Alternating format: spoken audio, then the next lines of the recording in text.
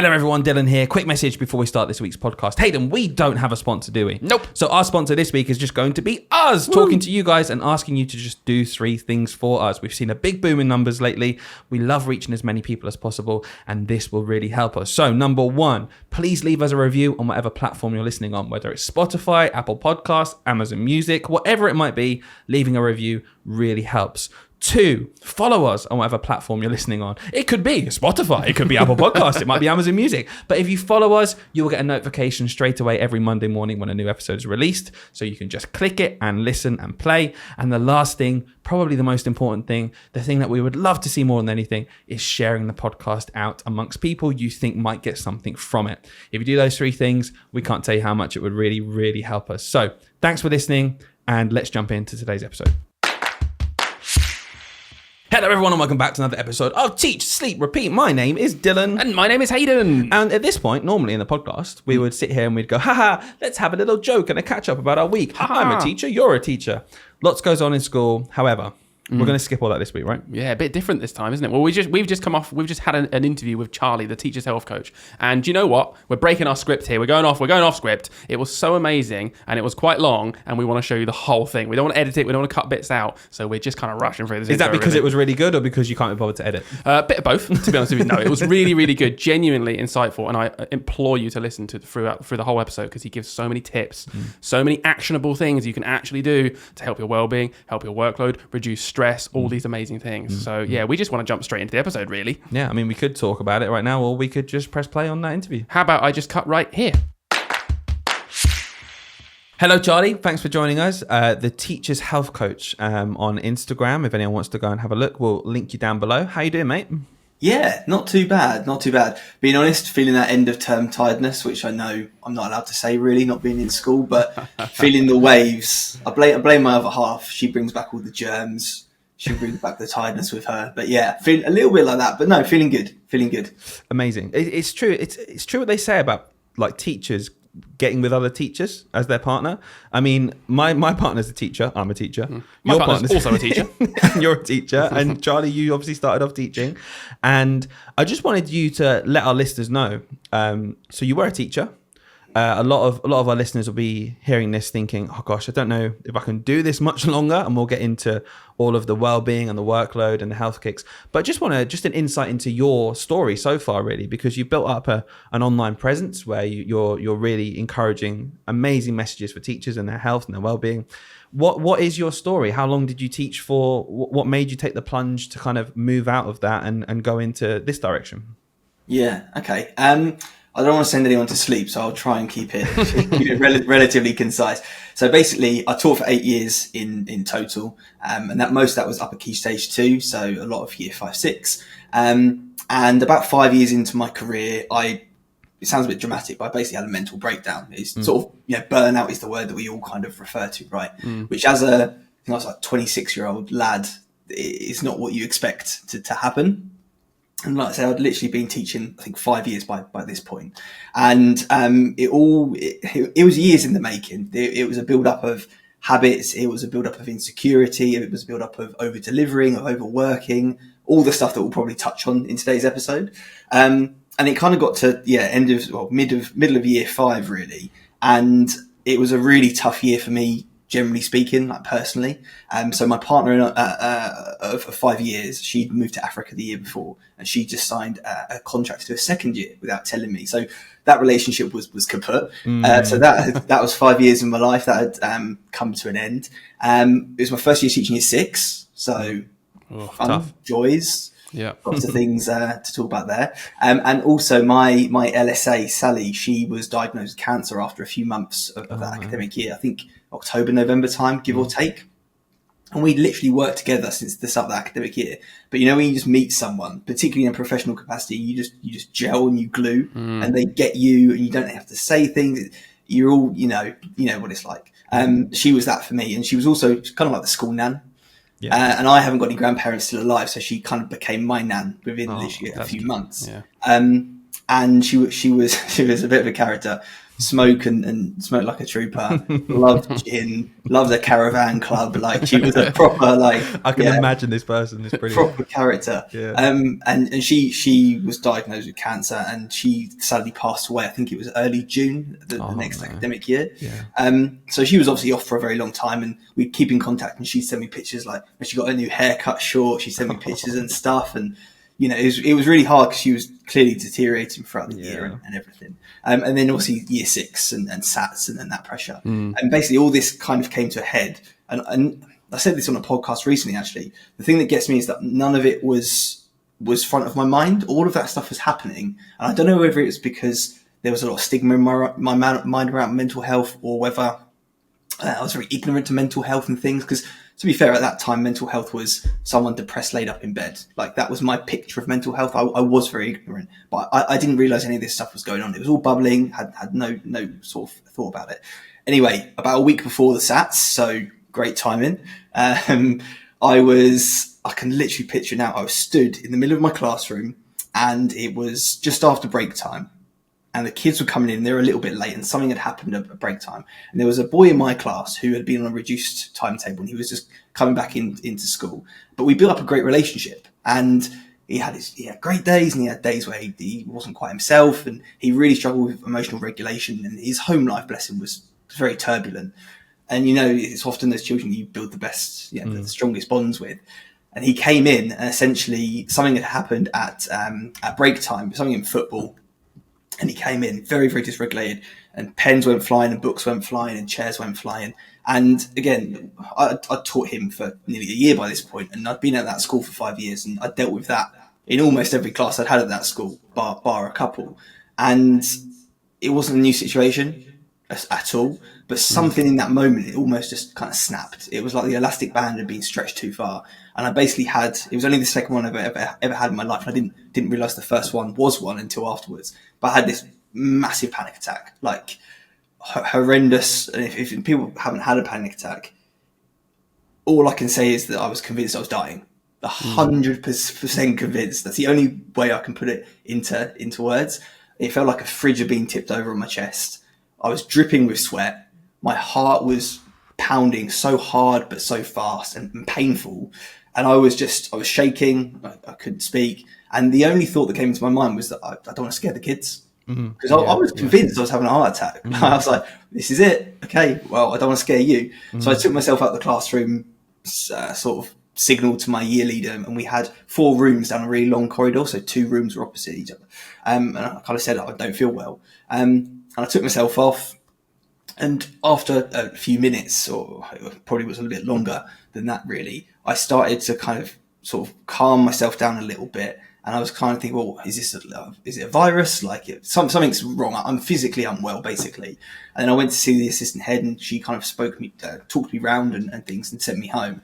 Anyway, cut a long story short, I called 111, and just to check, because I didn't want to call 999, called 111, and they basically refused to not send a paramedic. They said, we're going to send a paramedic, and I literally begged them not to, because I was at my parents' house, felt really, really silly and embarrassed about the whole thing, and they sent a paramedic round. So I was there in my parents' house on the sofa, covered with all the dots and spots, getting an ECG and stuff, and they said that I needed to go to hospital. So I went to the hospital, a day in there, more ECGs, blood tests, consultations, all that fun stuff. And obviously by this point, I'm pretty scared about it all. Like I'm kind of thinking there's something quite badly wrong. But again, just thinking down the physical route. And then at the end of the day, I had a consultation with the doctor, and I was chatting to him, and he asked me what I did for a job. And so I'm quite proud as you do. You know, I'm a teacher, big part of my identity. And he asked me if I was stressed, and I literally laughed at his face. And I was kind of like, "What do you mean you don't know I'm stressed? That's like, a default." This is me. Yeah, like what? And yeah, he wasn't at all pleased. He literally just kind of looked at me down the barrel and kind of literally direct eye contact and said, "You need to do something about this. Like you're 26. I'm diagnosing you now with chronic stress and anxiety. That was a panic attack. Yeah. You need to do something about it. It's either take medication, which I know is a tool for some, which is, I think, a great tool for many people. But he said your choices are medication and lifestyle change, or a very, very quick lifestyle change." And that was it. That was kind of the turning point for me. But I then stayed in teaching for 3 years after that as well. and then we had the joys of COVID and all that other stuff. But during the next 6 months, I basically went on, sounds very dramatic, but a bit of like a self-discovery journey, and more towards the kind of health side of things, and kind of thinking about how, and then during that time I met my partner as well, my fiance, and kind of thinking, well, what do I want my life to be like? Like, how can I live like this and have a family, and how can I live like this and get married, and what's the future going to look like? So I really made a lot of changes with how I was working, how I was thinking about work. There was counselling, there was therapy, there was coaching, there was a whole sort of process during this time. And that sparked my own interest just in this whole topic. And then, got me to retrain as a nutritionist, then retrain as a mental health and exercise coach. But I know I said I didn't want to send anyone to sleep, but there's probably a few people nodding off already. No. I just want to say, I mean, like, I think that's honestly like an inspirational story. Genuinely, I'm not exaggerating at all. And so many people will be listening to that, including me, honestly, and thinking, oh my, I see myself in what you've just said. And so it's so sad that it's the norm in this job, almost what you said. And although I know not everyone will have a panic attack and go down that route you said, but my goodness me, there are people who will feel stressed and have chronic stress, and it might present in different ways. And the fact it's normal for people, and listening to your story, I just think it's insane, isn't it? Is it your, I mean, this might be an obvious question, but is it your experience that you've just gone through there that inspired you to do what you do now and try to stop teachers getting to that point, which I get, like you said, we call burnout, whatever you want to call it? Yeah, 100%. I just, when you know how something feels and how dreadful something feels, you don't want your worst enemy to go through it. Yeah. And I think that's, again, very cheesy, but that literally is what gets me out of bed in the morning, is knowing that there are people out there experiencing that and knowing how awful that can be. It's not cheesy at all. I would say that right now. I think you're going to, when people listening to this are going to have like the nail hit on the head by what you're saying. And I just want to say thank you for sharing that with us, because I didn't know that much detail about it. And do you know what? It makes so much sense now seeing your social media page, because I flick through it and I see the posts, and we'll talk about social media now maybe, because I don't feel like there's a lot of genuine people out there on social media. I feel like a lot of it is showing face, trying to say the right thing because you feel like you'll get a reward for saying the right thing. But when I read your stuff and your posts, and I'd implore anyone to go and see the Instagram that we said we'd link down below, it's full of really helpful tips that I look at and I think there'll be people who can action that right now. That's it, isn't it? And Hayden, maybe you can take over, because you were thinking about social media in general, and it's just a bit toxic. Yeah, my thought, I mean, I saw one of your posts, this is what has inspired it, so I won't go too much into detail about that, but my thoughts are, do you have any tips on how to navigate social media? Because I personally, and I can just say this from experience, I get sucked into spending hours and hours on social media. Most of that revolves around looking at the perfect world, like Instagram versus reality, the classic thing. And I saw that you did something about how you can, be in control of that. Like, what's your advice to navigating social media? I mean, first of all, I massively resonate with that. And I've struggled with social media more this year than I ever have before. And I think it's partly due to so many of the things you really said, but partly due to the fact that I shared a post, and I'll be honest, I'll spend a long time on some posts and I'll really work on it. And they're the posts that don't tend to resonate as much. Whereas the stuff that I just write and put out there suddenly seems to resonate. But anyway, I worked on something for not a very long time and put it out there, and it seemed to resonate with a lot of people, and it went like quote unquote viral sort of thing. And it was a carousel around kind of some of the reasons why teachers are actually so tired. So around decision fatigue and perpetual patience, and creative fatigue, and all, absorbing others' emotions, and all these other reasons that isn't just getting up early and going, staying late and stuff. Yeah. And I put it out there and it went so viral. And then suddenly that particular platform seemed to grow very quickly overnight. But ever since then, I've really struggled with social media. And I think there's a lot of pressure that can, like, if you're a creator, as they call you, and you're putting out stuff, there's a lot of pressure, as you say, to see the likes and to see the comments and to get it quote unquote right. And I think that's a lot of whether you are a creator or you're just consuming social media, I think there is a lot of pressure to be right and to get it right and to not say the wrong thing and everything else. So I've really struggled, honestly, the last 6 months. Like, I've struggled to put my face on to camera. And I know you're amazing at that, by the way. Like, I watch all of your stories, and it's just you just being yourself, just chatting and just. That's it, though, isn't it? Yeah. I mean, even Dylan said to me before. This is hilarious because we had this conversation, honestly, when we were just getting ready. Well, I don't know what you were going to say, but I was going to say that when you started, you'd spend so long trying to get it perfect, 12 takes, and try and do this thing. And then when you stop doing that, and we're just like, oh, do you know what? I'm just going to talk as if I'm talking to me. Then you just produce loads of stuff and people start connecting with it. It's kind of like what you said about as soon as you were just like, off the dome, just this is how I'm feeling, this is real. Yeah. People just connect with it. It's almost like they can see through, can't they? There's well-structured things. And they're like, oh, this 100%. Must be an advert, or this must be, they're trying to get something from me. It's too structured. That's what I would say, Charlie, about your social media. I consume it, right? And I think I've got 3 things I can action now in my job that I can try and do. And I think that's why I love it so much. And I would implore anyone to go and flick through it, because that it could be so easy to fall into that trap of, like you said, whether you're consuming or creating. I as a consumer go on and I can scroll through 10 things and I won't remember any of them immediately, right? And whereas with good content, it like strikes a chord, like you said. And as a creator, I want to just touch on what you said there, because I suppose I've fallen into that role of creator now, in terms of I'll be in charge of the Instagram. And for months and months, Hayden would say to me, you must be enjoying it. And I was like, do you know what? I was at first. I really was. And I'm not disliking it now. But at first, it was like a passion project. I'd think of a funny meme that would try and make people laugh. Our podcast is quite laid back, again, trying to make people laugh, but talk about stuff that we think everyone wants to talk about. And getting this interaction's really cool. And again, in the last like 2 to 3 months, I don't know if you get any of this, but the 2 things have happened. Number one, what you've mentioned there, I've started to think, instead of just having an idea and putting it out there, I've started with needing an idea without having one. And I said, I need to put something out there. What can I put that would resonate with people? And that's so backwards, because you're forcing it at that point. And the second thing is, as you grow, more and more people comment stuff which isn't very nice. And it does link back to that as a consumer. And I just think what I wanted to throw to you was, and it was an amazing post again, which was you posted as a fitness kind of, I guess, someone who's into their health and trying to help people.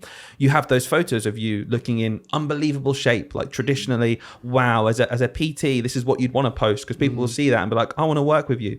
And your post wasn't that. It wasn't, look what you can get. It was, guys, I felt awful here. And that seemed to strike a chord with people again. And I just want to throw it back to you in terms of, are you seeing that pay off? Not going down the traditional route of hooking people in and just thinking, what's going to get eyes on the screen. Do you feel like it's actually paying off, though, and building a base that you want on social media rather than just getting numbers? I think that, again, this year's been a weird one for it. It's been a bit of a journey, let's say. So when that post did do very well, I then slipped into, if I'm being honest, I need to make reels that are this many seconds. I need to have a hook. I need to do it. And I'd like to think, maybe I have done, I'd like to think that I've never done something that's just like hook and there's no substance to it. I try my best to always put value and put some substance behind it. But there was definitely a period, probably around the summertime, where I was leaning more towards, that hasn't got as many views, that hasn't got any likes. And I would be talking to someone who's doing quite well about, what are you doing? What are you doing? And what I'm seeing is a lot of social media content is that very surface level stuff. Exactly as you said, it's very much hook people in. And I follow loads of like comedy based stuff, because I love, who doesn't love a good laugh, and just silly things. My one at the moment is this guy, and he turns terrible Tinder conversations into songs. I've seen that. It's amazing. It's worrying for the human race, but it's the stuff that he does is amazing. Like stuff like that. But what I'm seeing is loads and loads of people using that real TikTokification of Instagram, of social media, where it's like, trending audios and trending reels and memes and stuff, which again, I love personally, but I saw someone's, I'm not going to name names because I don't think that's not appropriate, but I saw someone's page recently, and in their bio, it was like wellbeing advocate, like voice for wellbeing and all this stuff. And this person was a teacher, and just their page was just constant, like those 3-second memes and stuff. Yeah. Because they were going for that sort of connection. They were trying to grow their following and stuff. Yeah, and I actually went through just out of interest, and I couldn't find anything to do with well-being. I mean, comedy, having a good laugh, increasing oxytocin and stuff. We like that. But, still, it's, I think there's that whole side of Instagram and social media in general that is very much about those vanity metrics and things. And I think as a creator, or even if you're just posting casually amongst friends, you know, when that doesn't happen, you then have that comparison. I think that's a big part of social media, is where you start to subconsciously compare yourself to other people. And I actually found myself doing this not so long ago. I put out a post and it just flopped for whatever reason, just didn't do well. I thought it was good. It didn't seem to be. And I found myself within half an hour on someone who does something similar to me, to what I do's page, comparing my page to their page. What's that about? Yeah, why does that matter? Beat yourself while you're down. Do you know what I mean? And with social media, there's a lot that I feel quite strongly about in terms of how it can basically take our time and attention away. And there's a book by a guy called Johann Hari called Stolen Focus, and it talks about some really scary statistics. And you know, there's CEOs and heads of marketing from places like Meta and Facebook and things who have now left and who are coming out and speaking against the algorithm and speaking against the like buttons. Like the fact that the like, share, and comment button, I'm going to get this wrong, is based on an experiment by a guy called B.F. Skinner. And I think it was something to do with trying to get rats to press a button. And I think they either gave the rats food or they gave the rats water laced with drugs or something. And to get them to perform the habit, to press the button, they basically tricked them and they conditioned them to a bit like the whole, is it Pavlov's dogs and the salivating? A bit like that kind of stuff. Yeah. So literally the buttons that we press every day is based on an experiment in rats on conditioning and behaviour. And we're here all the time using it. So I've got a bit of a bee in my bonnet about social media at the moment, which I know is very, very ironic because it's how we build our platforms, it's how we share our ideas with people. So I fully appreciate the irony, but the fact that it can increase that comparison, it can make us feel pretty rubbish about our own lives. You know, you're looking at the perfect classroom, you're looking at the perfect kids and the perfect house, and they've got a new car, and Jeanette's in Barbados for the third time this year because her husband makes 500k a year. And, you know, you're comparing yourself to the people, and that's increasing cortisol, the stress hormone. That's increasing adrenaline. That's keeping you amped up. And then we can look at like the impact on sleep and all of these different things. So screen time in general with social media I think is a big problem for us teachers at the moment. And that's also from what my clients are telling me of how it's impacting sleep. So you mentioned earlier about like, what can we do about it? I think in terms of breaking the cycle and breaking the habit, because it is a habit for a lot of people. Like if I sometimes how rude can I be on this podcast? Quite rude, yeah. This isn't that bad. Sometimes in the morning I treat myself to a sit down wee because I'm tired. So as soon as I sit down in the loo, I'm scrolling social media, right? That's me every time, by the way. That's not just morning. Morning, noon, night. That's just sit down. That's an age thing, isn't it? When you get to about 25, you just realise it's great. Comfort over everything. And I find myself, and then like even at the gym, like between sets, I'll find myself picking up my phone. I'm like, what am I doing? What's this about? Yeah. So I think in terms of tips for breaking that cycle, we know about neuroplasticity as teachers. We know about rewiring the brain and repetition and changing those habits. So what we can think about is literally keeping it out of arm's reach. That's the most simple thing that you can do. So if you're watching TV, get rid of it. Get it out the room. If you're charging your phone next to your bed, don't say that it's your alarm, because mine is too, but go and get yourself an alarm. If you're really struggling, get yourself an alarm clock and charge your phone outside the room, or at the very least charge your phone across the room, so that if you want to scroll, you've got to get out of bed to go and get it, because you're not going to do that. So we need to think about our environment and literally cutting the cue's there. The phone's going to be there. So we can either get rid of the cue, get rid of the phone, or we can make it really difficult to pick it up. Other things you can do is, there's lots of apps now to help you block certain apps. There's even devices where you can lock your phone away. Yeah, I've seen that. Yeah, like boxes, and you just have a code. I've seen that. Yeah, there's all these sorts of things. I saw one the other day where it's like a block you put in your fridge, and you scan the block, and then it blocks your phone, and then you can use it for emergency stuff, but you can't go on social media. And if you want to then access it, I think you have to go back to the block that's on your fridge. It's just magnetic, so people put it on the fridge. So it's just like adding steps basically between the ease of just like my phone right now is here. Like I can just pick it up because it's right next to me. But just putting like 1, 2, 3 layers between that, you suddenly will realise you're not bothered about scrolling through social media anymore, because you're just doing it as a habit in the same way you might do a different habit.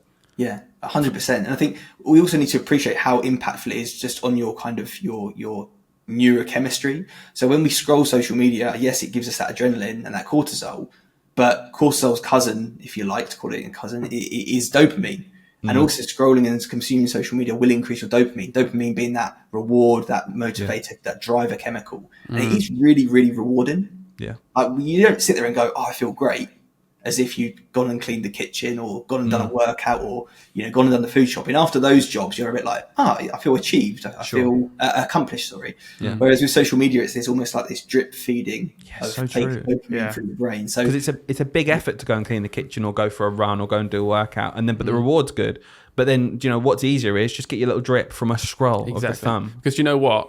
And I'm going to bring back around to a point you mentioned quite a while ago, because I do want to come back to it, is it's willpower, and I'm exhausted all the time. So for me, it's like I just don't have the... You know what? Maybe I could just put my phone away. Like the other day, I was watching something on TV, and I noticed that I kept out of habit. Honestly, it sounds pathetic. Every 30 seconds, I picked up my phone to just look at it. I was like, what am I doing? What am I expecting to see? Like, what do I... And then I'll open Instagram then. Because I deleted TikTok. Because I was like, delete TikTok. I'm on Instagram just as much as I was on TikTok. So it's all really like, I look at it, I'm like, God, I'm pathetic. What's wrong with me? But then also, I'm totally exhausted, and I don't have the willpower to get up and go and clean the kitchen or to go for a run and try and be like, come on, I'm going to retrain my brain. So you mentioned earlier about teacher exhaustion, and I think you said you did a post about like some tips on or some reasons that I think it was literally just like why you're so exhausted. Yeah. I just want to know now, because I am literally that person. I'm constantly exhausted. Term 2 is horrible anyway. I'm always exhausted. Like why? What's wrong with me? Like, why am I so exhausted all the time? Yeah, I think there are lots of different reasons. We could probably list 50, right? But some of the ones that surprise people are some of the things like that. First of all, there's that decision fatigue. So if you think of, again, this isn't particularly scientific, but if you think of the brain, if you think of your neurons, so your brain cells as little people, again, this would be the least scientific explanation. We're primary school teachers. This is what we do. Okay, little people in your brain. Those little people have to eat, right? So they eat glucose, right? But they also then have to do the other thing. So the brain knows this, that they create metabolic waste, right? They eat and you use them and they poop stuff out. So the brain has this like cleanup team. But the problem is that for that cleanup team to really do their job, you actually have to rest. Right. Like you actually have to do nothing. So that could be going for a walk. That could be meditating. It could be closing your eyes and listening to music. It could just be having like a long shower.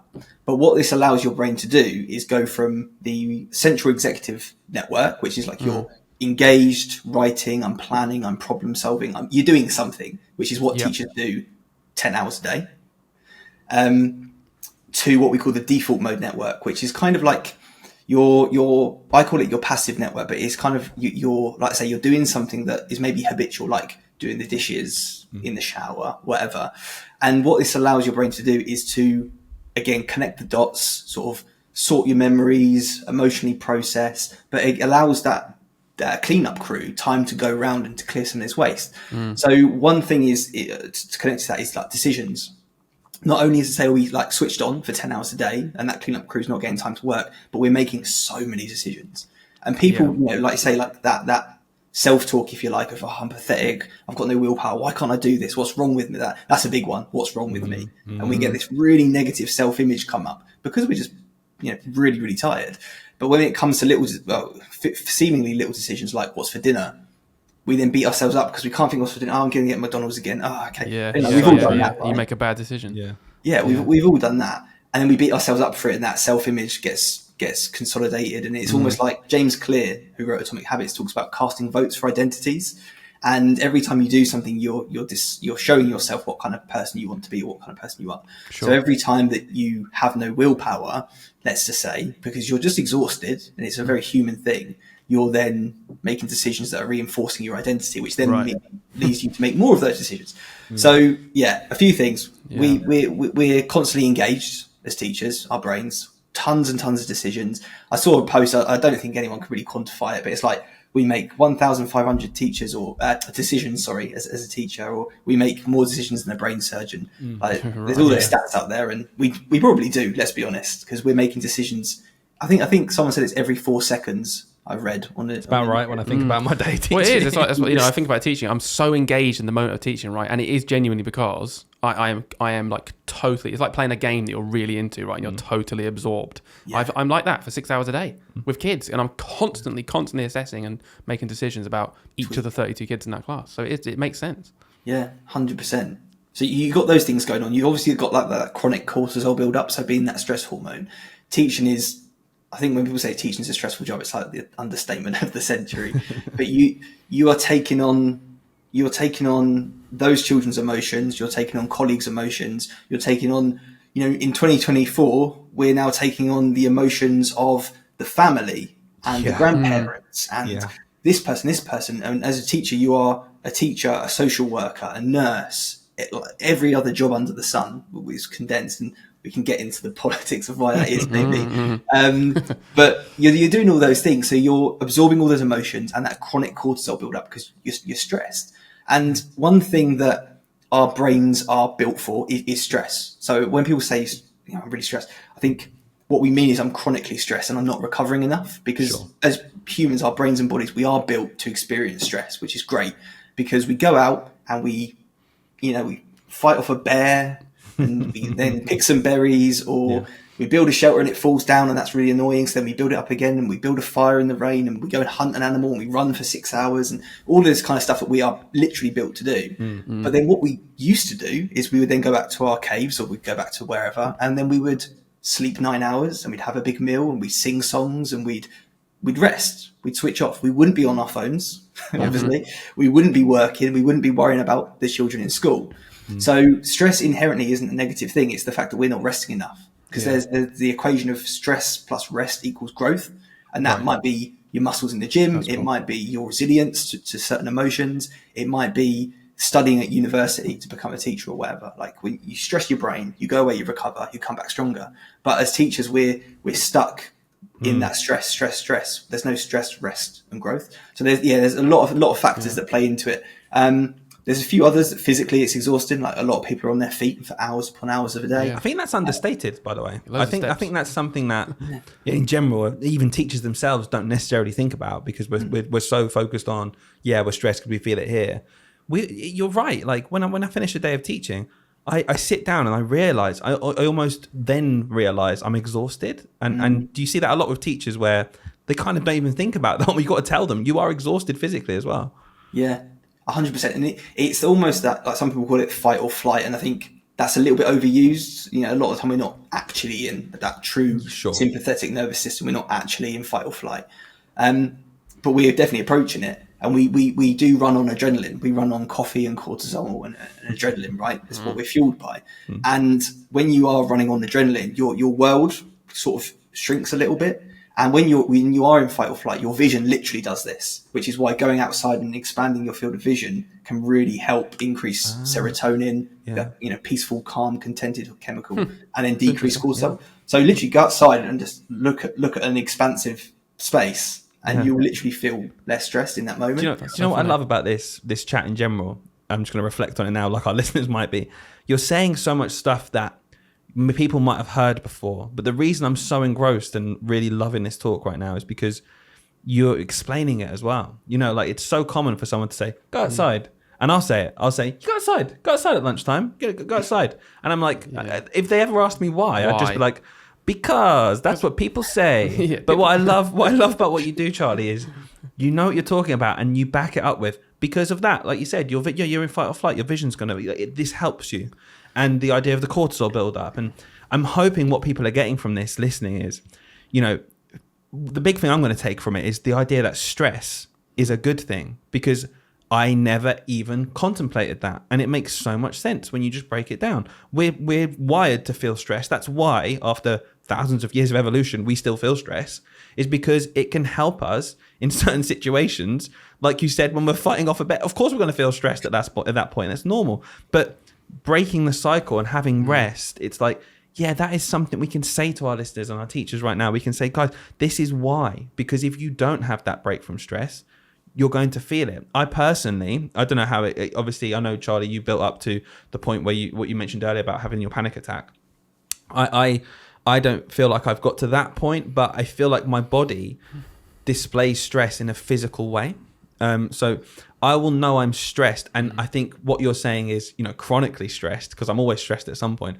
I will know when I'm reaching chronic stress because I get, severe heartburn, my chest hurts. Yeah. And I've got to the point now in my career where I think I know that something's building up and getting into a bad place because of my physical reaction. And I can't see the hints and the tips and the idea before that.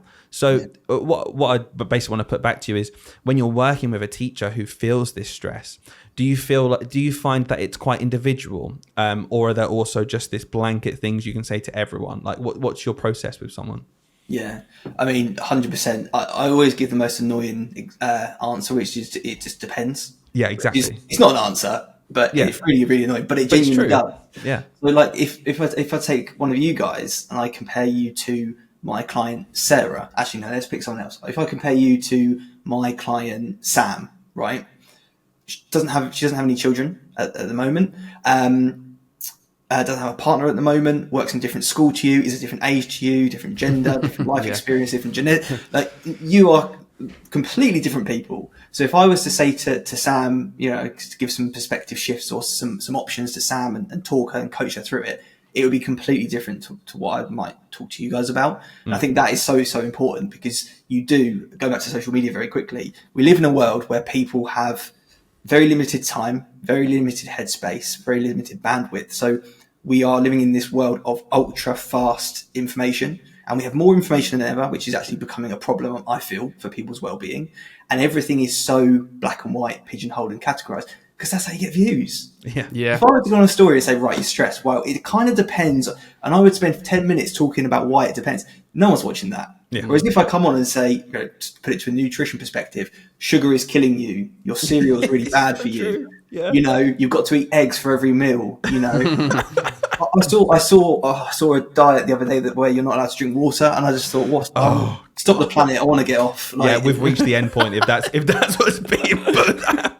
By the way, guys, have you ever tried not eating? Oh no! It's like, come on, jeez. It's honestly that's mad. It's they're not even sound bites anymore. They're shorter than sound bites. Yeah. So this is the thing.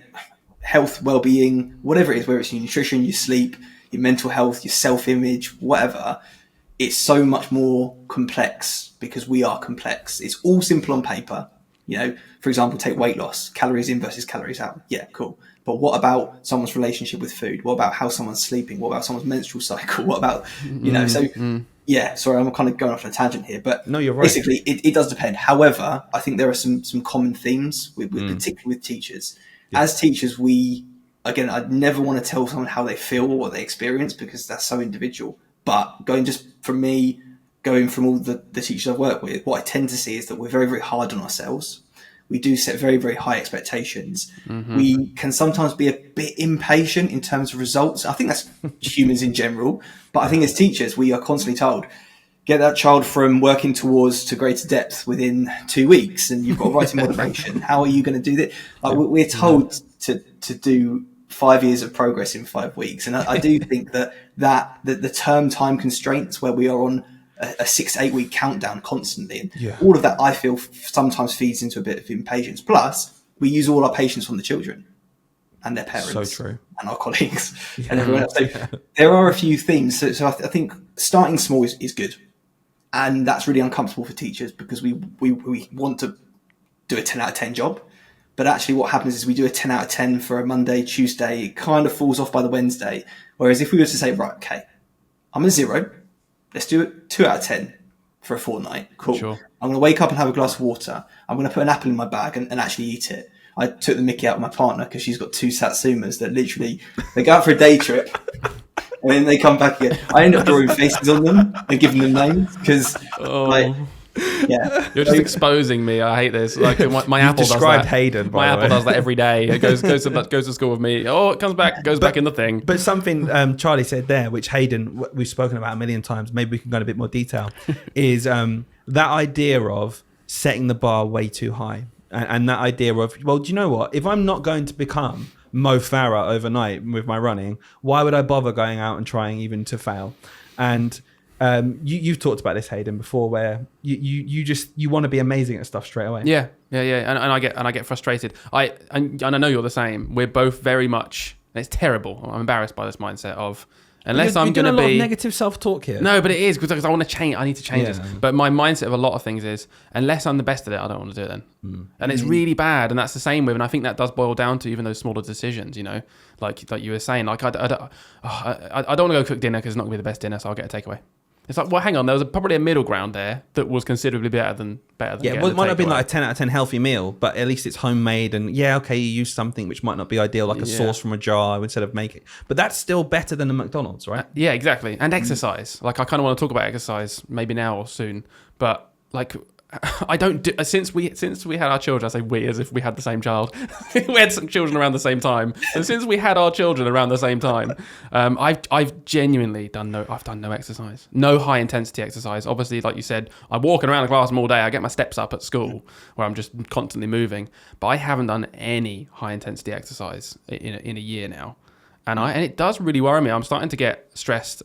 Annoyingly, another layer of stress. I'm getting stressed at the fact that I'm not now doing exercise. Like I just don't, I feel very lost. So talking to you is really nice because I'm starting to like little quick wins. For example, you made me realize I don't even rest, because when I'm resting, quote unquote, I'm on social media.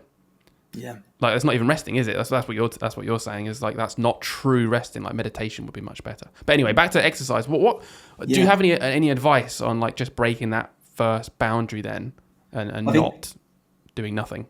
Yeah, I think this is good, and this goes to answer that question from before of like what advice we give. So let's talk about like lowering the expectations. We talked about then kind of starting small, you know, so that both of those things would apply to exercise. I think as well, like just from what you said there, you're a parent, right? I'm not a parent yet, and I know my partner desperately wants it to be part of our future. Hopefully, it can happen because again, you never know these things. I've learned a lot of lessons through working with teachers and clients of. You never comment on someone's body, you never comment on what someone's eating, and you don't comment on children and families because some people don't want them, some people do, and sadly some people can't have them. So I'm very much aware that it might be part of our future, it might not be, but hopefully it will. And if it is, then I just want to say I have the most outstanding admiration for parents because it's two full-time jobs in one. Plus, then you've got teaching, which is like 2 or 3 full-time jobs. So you're kind of doing like 5 full-time jobs here. And more like 7, yeah. Keep adding to them. You're clocking them up. You got this. So I think self-compassion is what I'm getting at. Self-compassion of like, right, I'm not who I used to be, you know, and hopefully you feel like you're in a happier chapter of life, and things are moving the way you want them, and life is how you want it to be. But that means that certain things change, and I don't think that sacrifice is necessarily the right word because it makes it sound like a real negative, but things are different. Things are just different. And you know, for me, taking that social media example, things are different now in November than where they were in March, and life's different, and business is different, and coaching is different, and everything. And I think when you're thinking about this change back to exercise and trying to move it back towards that, knowing and just being compassionate, okay, life isn't where it was, and I don't have the energy. And what the human brain will do, we have this really fun thing, and I say fun sarcastically, it's called the negativity bias. We have unbelievable amounts of biases. We have cognitive dissonance, we have confirmation bias, we have negativity bias, loads of things that actually, to link back to stress, can make things quite difficult for us. So what will happen with this negativity bias? It will drive you towards things it will drive your attention. Once upon a time, it's there to keep you alive, to keep you safe, because if you go out into the woods and you're smelling the roses instead of looking out for the bear's going to eat you, and you're not going to pass your genes on. So we evolved to have this inherent negativity bias. So we always spot the negative over the positive, always, which is where things like gratitude and stuff can come in. But what will happen with this negativity bias is it will make you focus on things that are outside of your control. So with the exercise example, I don't have the energy. I don't have the morning routine I used to. I can't. And we will do it. We'll focus on the reasons we can't. So what I'm saying is, get to the things that you can.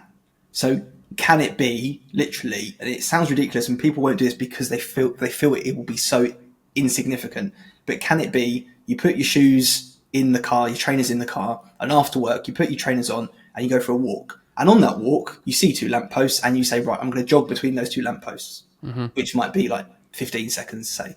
And then you walk the next lamppost, and then you jog the next one, and you walk the next one. And before you know it, you've done 5 or 10 minutes movement. You've increased your heart rate.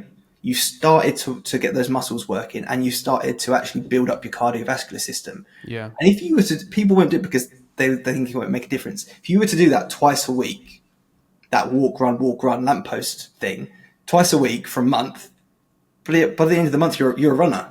And you're running for 10 minutes. And then you're running 5K by the end of 2020. Oh, no, a bit too soon. By the end of January. Do you know what I mean? So what I'm saying is focus what you can control. Yeah. Try and look for the really, really small wins and just lower that bar expectation.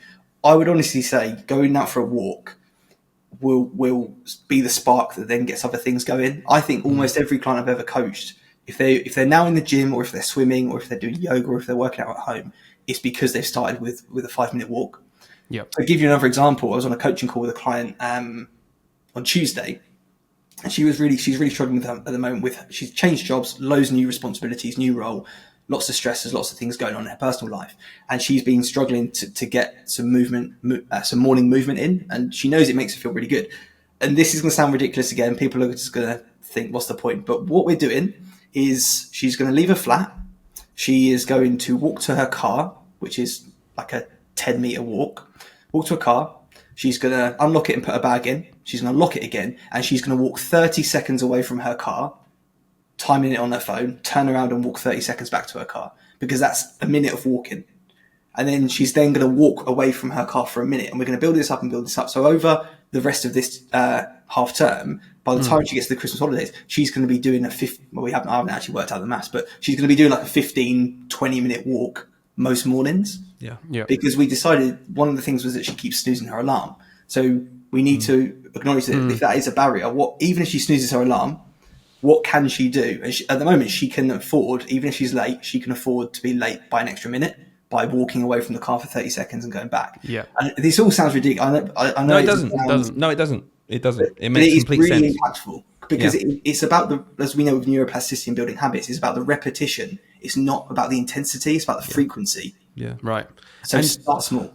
It makes sense. I'm on board with you, because honestly, if you'd said that to me about a year ago or 2 years ago, I probably would have thought, yeah, it does sound ridiculous, right?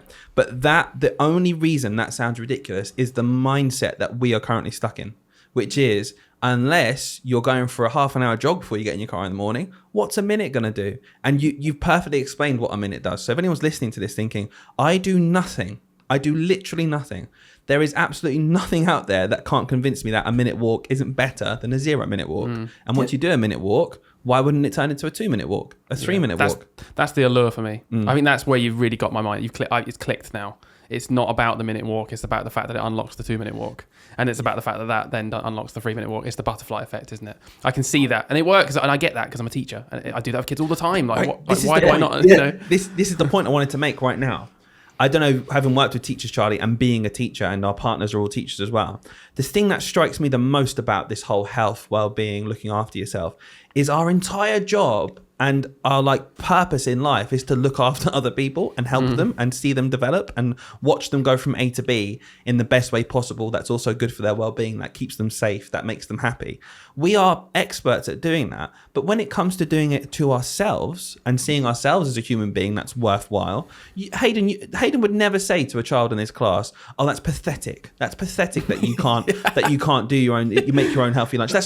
What do you mean you can't put a fronted verb on a sentence? We've just practiced it. That's awful. You're an awful human being." Do you find that with teachers we have this huge disparity, as much as I see it, in terms of how you treat other people and how you treat yourself? Oh, yes. This is I've been so fascinated with this recently. I've been doing a lot of reading around it, and I've written a few posts about it and stuff, because this is me in a nutshell. This is exactly what one of my big barriers were. I might go on a tangent here, so maybe this will be split into 2 episodes. If I go for it, go on. But essentially, the thing that I'm finding fascinating at the moment is this, like I say, this disparity between the worth and the value and the respect we give and put on others, and the same with ourselves, and the value and everything. So what I find is that for a lot of teachers, they do see, again, never want to tell someone how they're feeling, but from what I can see, a lot of teachers struggle to put themselves first because they don't feel deserving of it, or they don't feel like they are worthy of their time and that others are more worthy than them. So then we get into the whole realms and the discussion of like self-worth and self-respect. I think self-respect always sounds quite aggressive. You know, I think it sounds quite sort of like you have no self-respect. And, I don't know. But self-worth, let's call it that. And it's the way that you see yourself. And I love I love the phrase, of it's self first, not selfish. And actually, by putting yourself first sometimes, and again, particularly as parents and carers, but for everyone, you can't always put yourself first. You know, you just can't. Let's be realistic about it. But in the moments where you, again, negativity bias, looking for what you can control, in the moments where you can, by putting yourself first, you are casting a ripple into a pond, which never stops. It's the butterfly effect. Yep. You go for that. My client's going to go for that 30-second away from her car, 30-second back to her car walk. And that, again, might seem far-fetched, but that is going to ripple effect throughout the entire community. And I genuinely believe that. And maybe not that particular 30-second walk, but the fact that she has shown herself, and like we said earlier, James Clear's casting votes, she's cast a vote that she matters. And I know some people might listen to this and go, "Oh, it's a little bit too feely and sensitive for me." But actually, we all have these feelings, right? We all experience this, whether we know it or not. For most of us, it's on a subconscious level, and it definitely was for me. But casting that vote that you matter and doing something as small as a 30-second walk or eating your lunch without marking, and again, each their own. You know, at times I would mark and eat so that I could go home earlier and be with family. And for some people, that's what they want to do. I'm not going to tell people how to live their lives. But if you decide that, okay, I'm not going to work and eat, I'm just going to eat my lunch, and I'm going to watch the squirrels out the window, or the rain, or snow apparently in November at the moment. Like, I'm just going to be, you know, try and have that default mode network brain break sort of thing. That is you. You're not the same as the run and everything. You're not just saying, okay, I'm going to eat my lunch and I'm going to digest it a bit better and I'm going to feel fuller because my brain's actually clocking what I'm eating. You're saying that you matter. And I don't know how I got on this point. However, what I think is that it's important for us to acknowledge that when we do put ourselves first, we cast that stone into the pond. The ripples then go out, and it will benefit you. It will benefit how you show up for the children. You'll have more patience. You will feel like you have done something for yourself, and you will be a better version of yourself for everyone around you. So, although it feels very, very selfish to put yourself first, and you might feel undeserving of that at the moment. Actually, not just know in the back of your mind that it's actually quite selfless. And this kind of takes me back full circle to the self-worth thing. Just for me personally, because this is quite deep, so I'll just talk about myself in this situation.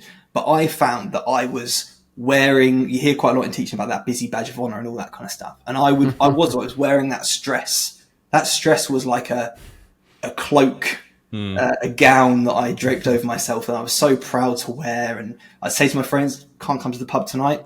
No, thank you. I've got marking to do, actually." And the books might even stay in my car, but you know, I'm there thinking about marking at least on a Friday night. And for me, it was because I didn't feel deserving. I didn't feel like I deserved my own time and attention.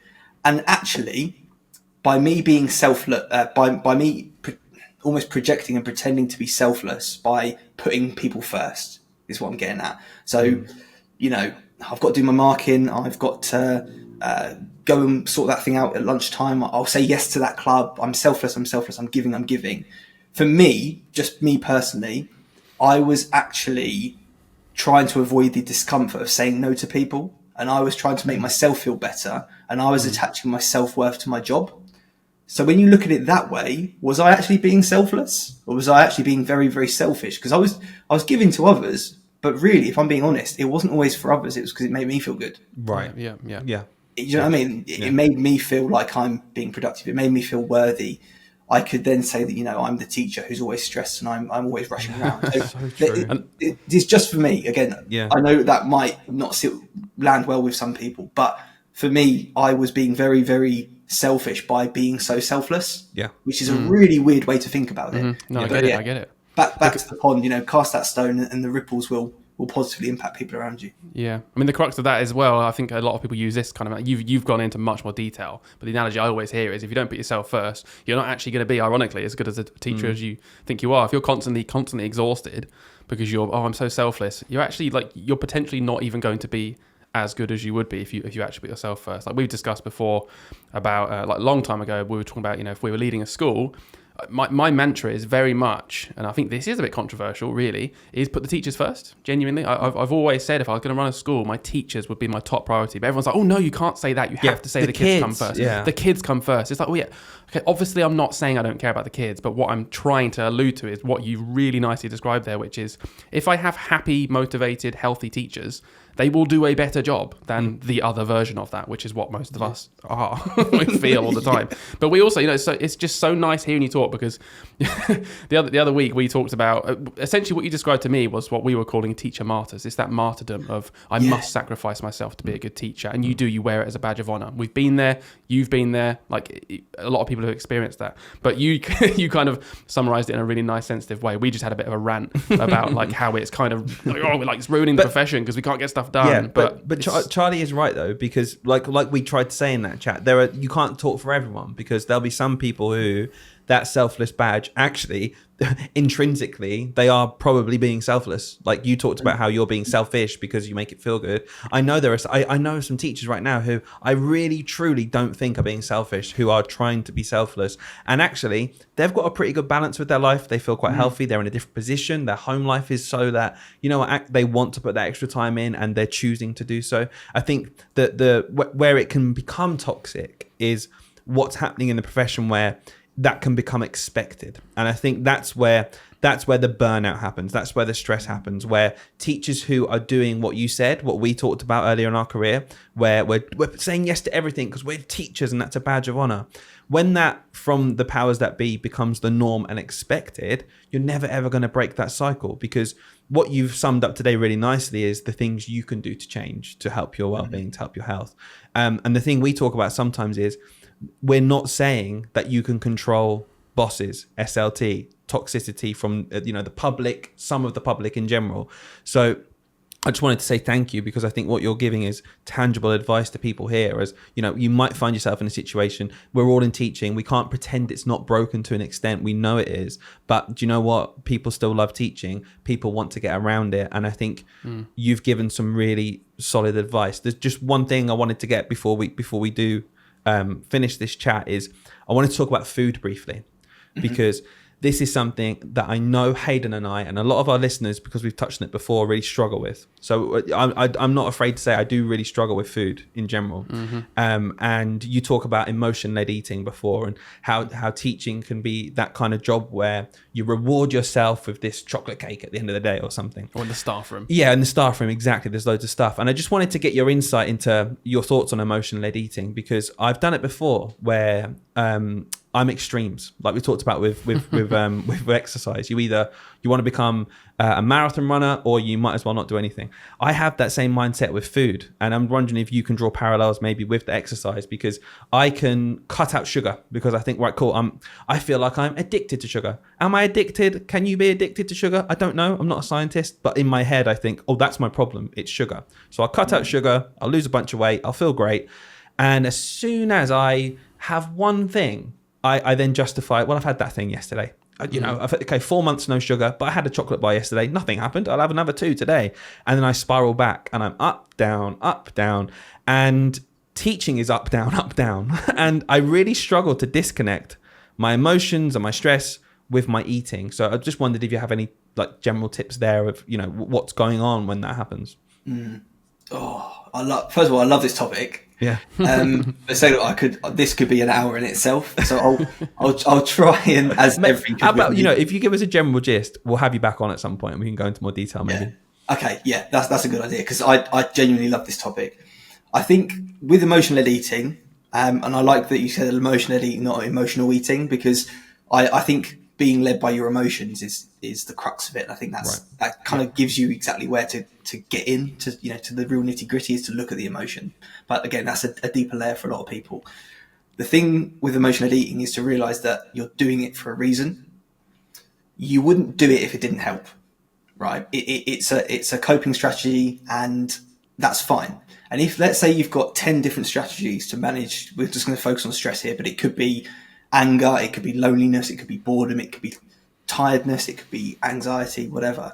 But let's just say it's stress. If you've got 10 different coping strategies to manage your stress, right, and eating is one of them, then that is actually probably not a problem for you in your life, and your relationship with food is probably not at a point where it really needs much work because you've got these different strategies. The real problem I see is that whether it is because we don't nurture our identity outside the classroom, whether it's because our life does shrink to be just work, which it can easily do. It's like work, adult life, admin, like the shopping, and then looking after family. And that's what a lot of teachers' lives comprise of at the moment. Mm-hmm. For whatever reason, when your coping strategies shrink down to the fact that to the point where you just have one, and that eating is the thing that you do to feel better, that's when it becomes a problem. So emotional eating inherently isn't just, it's not, we can't just say all emotional eating is a problem, because you go get a promotion, you go out for a meal to celebrate, that's emotional eating. Yeah, true. But it's a different emotion and Yeah. So that's important to say. So a really simple thing is, rather than looking at what we can take away from your life, what positive coping strategies could we add in? Which is where movement and exercise, because it increases endorphins and endocannabinoids, it increases serotonin and dopamine, particularly if you do it outside. That's a great coping strategy. A 10-minute walk is amazing. So what can you add into your coping strategy toolbox rather than just focusing on emotional eating as the problem? That would be number one, I'd say. So good. I really like your positive approach. Yeah. You've done it with everything this episode. Yeah. It's been really refreshing. Yeah. And you've really, really made the point. I'm sure it's your mantra, but it's very clearly come across. It's not about adding more negatives or making things like a sacrifice. You're not a bad person. Yeah, it's just add more positive things into your life. And I imagine the idea is that actually you'll then find naturally that you'll transition to a more positive lifestyle as a result anyway. And some of those negative things, whatever they are, might kind of slip out. You don't need to talk about them. Yeah, it's really interesting. I will just add, I think, having listened, I genuinely want to just tell you now, I think you've unlocked like 2 or 3 or 4 things in me that I feel like I can go away and really action. And I'm hoping the listeners feel that way too. And I just wanted to say a big thank you for everything you've gone through so far, honestly. What we're going to do then, before we wrap up, I really, really want our listeners to know where to find you. And if I'm right, you're writing a book currently about this whole thing. Just maybe a little quick, where can we find you? What's the plans for the future? Yeah, cool. So Instagram's where I live most of the time. Facebook, I'm not a fan of anymore. TikTok is too quick for me. I can't keep up with it. So yeah, Instagram's the main place. But I everywhere I live is just the teacher's health coach. It just does what it says on the tin. Didn't put much thought into that name, but that's website, Instagram, all that good stuff. I did used to write a weekly newsletter, and I used to have a weekly podcast, which I'm aiming to bring back at some point soon. I've just started to record bits and things. And the reason that's gone on the back burner is because of, like I say, that book. So Healthy Habits for Teacher Life. Yeah. So Sage Publications have this series called Little Guides for Teachers. Yeah. I was about to say guides for little teachers. It's not. Little guides for teachers. Need that as well, though. There's a whole series of them. So it's a small, short thing. It's about this big. Yep. It's only 15,000 words, but it's a really practical guide. And the brief they gave me was that we want something that is focused on habits. So there's a little bit about kind of like the neurology and the mindset and stuff like that, but it's very much pick this up. Here's a quick task you can take. Here's a space to write about it. Here's a reflection. Go and do it. So it's like a super practical book. Amazing. So that's coming out in February. In 2 weeks' time, they're supposed to send me the final proof, which is quite exciting. So that's all coming to a head. So that's the future. The thing I'm really wanting to work on next year is getting out into more schools. You know, it's been 5 years now. I've been building what we're doing, and it's at the point where I want to get out in person more. And also, I'm going a bit crazy looking at this corner of my spare room, so. Staring at the wall. Yeah, I think it'll make a big difference. Every day. Yeah, having listened to this conversation, I'll tell you now, I'll be buying that book because exactly what you said here. It's that process of let's identify a problem. Let's not shame the person. Let's find out how we can fix the problem and also understand why it happens. And it's not down to you being a silly teacher who's just not looking after themselves. No, it happens because of X, Y, Z. Let's try and fix it by trying these 3 things. Yeah. I'm really grateful, Charlie. I want to say thank you again for your time. No, thank you. Thank you both for having me. Okay, Hayden, I don't know about you, but I really enjoyed that chat. There are moments where Charlie was talking and I was just, I was engrossed. I felt like I was listening to a podcast. Yeah. I forgot we were actually part of the podcast. It was one of those things where I saw the time going up and I was thinking, do you know what? Can we make our podcast like a 2-hour kind of thing? Because I have so many more things I want to talk about. We'll have to get him back in the future. Absolutely. It was brilliant. So one thing then each that we took away from it. Let's reflect, and then we'll finish up for the week. Sure. What's the one thing you're going to take away from the episode? I'm gonna be really raw here. Like the thing that's just still in my mind is the whole butterfly effect thing. I know I kind of mentioned it, but it's really just hit home. This whole idea of you can start with a small thing. I always ignore it. I'm like, nah, what's the point of starting with a small thing? I just want to go straight into it, run that marathon, like you said, straight away, or there's no point because it's not going to actually have an impact on my life. Do you know what? It will. And it's not that the first thing will have an impact. It's the fact that it will change my mindset and make me do the next level. So do you know what? I'm going to try it. I'm going to try and do a little walk. And then by doing that, the next time I'll do it again because it'll feel good, obviously. And I'm hoping then the next time I'll maybe do a bit of a run with it. And maybe I'll go a bit further. Maybe I'll do it more than one time a week. I don't know, something. But I'm feeling really inspired to actually go out and do something. That's my thing. What about you? My big thing was to not be so black and white with good and bad things in your life. So, for example, we talked about stress. And never really before have I heard someone just say to me point blank, no, humans are meant to feel stress. Always with stress, it's like, are you feeling stressed? Try these 7 things. Like, just get rid of it completely. And I really liked the idea, especially as well with the emotion-led eating. He said, yeah, if you were doing emotion-led eating and it was one of 10 ways to cope with your emotions, it would probably be healthy and fine. Of course, you can have a bit of chocolate every now and then. If that's the only hook you have, you're going to eat awfully every day. And this idea of don't try and eradicate things. Look at why they exist in your life. Look at the reasons behind them being there and see how you can try and action it and reduce it. It's kind of similar to what you're saying the other way. Don't just try and squash it and get rid of it. Yeah. I've done it before where I just get rid of sugar and I lose a bunch of weight and I feel great, but it doesn't actually solve the problem because I will always end up back at that problem. Exactly. If you just understand, okay, emotion-led eating is fine if maybe the next time you feel like you want to grab a bar of chocolate, you go and try and force yourself to go for a run instead, or you go for a walk, or you do some meditation. Same thing for stress. Feeling stress is a human reaction. It's how we react to things. It's normal. If you're feeling chronic stress, cool. How can I break that cycle? He talked about stress and relaxation and just recharging. You've not got that second part. That's going to turn into chronic stress. That's when it's a problem. Stress isn't the problem. Yeah. Emotion-led eating isn't the problem. The problem is everything around it and how you can try and minimize that. And that idea of, I think what we can both summarize here is small steps will make a difference. Yeah, big time. I like to me, it's going to sound really silly, the analogy, right? But it's that positive reinforcement, right? Rather than focusing on the negative and it's not about getting rid of the negative, like you just said. Because to me, right, I see my timetable of the week it's my stress timetable, okay? Monday to Friday, maybe Monday to Sunday. What's the only thing I've got blocked in there? Eating bad food. Yeah. That's the only way I deal with stress. And it's not about, don't get rid of that. Do you know what? Do something else. Because by doing something else, by default, it takes up some of that schedule. Sure. And then I like the idea is, when you've got 9 other things, do you know what? By default, if it's only one of 10 ways to deal with stress, eating that food, it can't take up your whole schedule then, can it? It's just because you've got other things in that schedule now. Yeah. So I just love that mindset. I'm really, really, really going to try and action I'm feeling pumped. I'm feeling, how you should feel when you feel like you're going to make a difference. Wait, are we about to go for a run? McDonald's? No, we're going for a run. Let's do it. Guys, thank you so much for listening. I hope you got as much out of that as we did. And we'll see you again next time for another episode. See ya.